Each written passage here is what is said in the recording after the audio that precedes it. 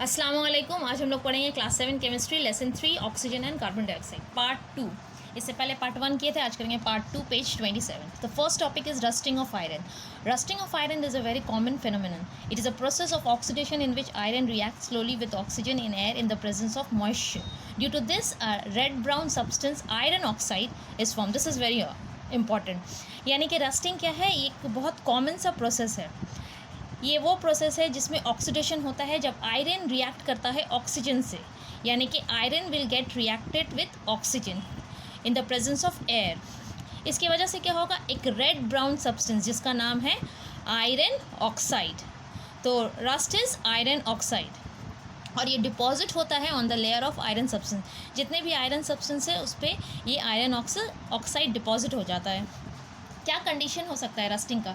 Rusting takes place in the presence of both air and moisture. This I have listed here, air and moisture. The same thing is written in your book also. Rusting only takes place in presence of air and moisture. So you have to remember this, air and moisture.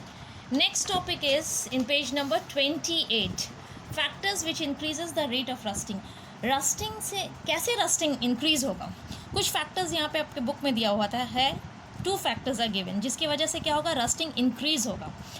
Presence of oxides of sulphur and nitrogen, यानी कि oxides of sulphur and nitrogen. Sulphur का oxide और nitrogen का oxide अगर चीज होगा air में तो क्या होगा, rusting will be enhanced, means it will be increased. Second point is the presence of sodium chloride. Sodium chloride is NaCl. अगर moisture और water, पानी में अगर NaCl रहेगा या मॉइस्चर में रहेगा तो क्या होगा, वो भी रस्टिंग को इंक्रीज कर देगा.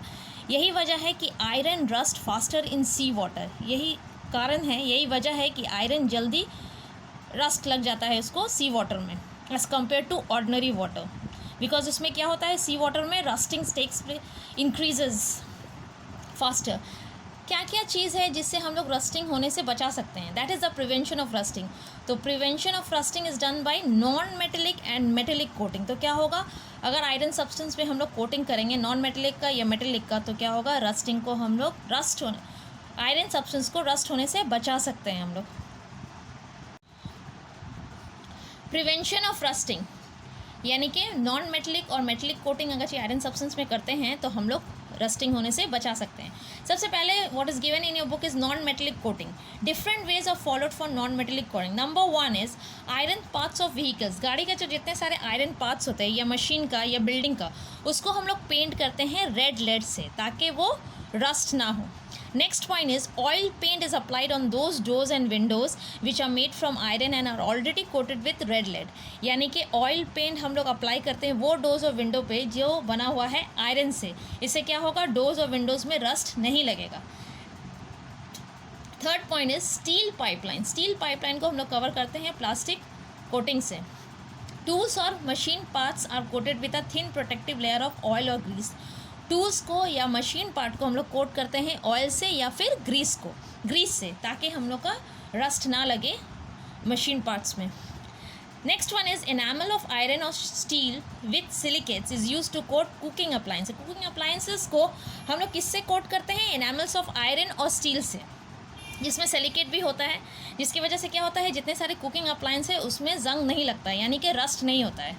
ठीक है, जंग से बचाने के लिए कुकिंग अप्लायंस को हम लोग को इनामल ऑफ आयरन और स्टील का यूज़ करना है. लोअर पार्ट्स ऑफ शिप्स का जो जितना लोअर पार्ट्स है या ब्रिजेस का लोअर पार्ट्स है उसको कोट करेंगे कोल टार से ताकि उसमें जंग ना लगे, रस्ट ना लगे शिप में या फिर ब्रिजेस में. Next is metallic coating.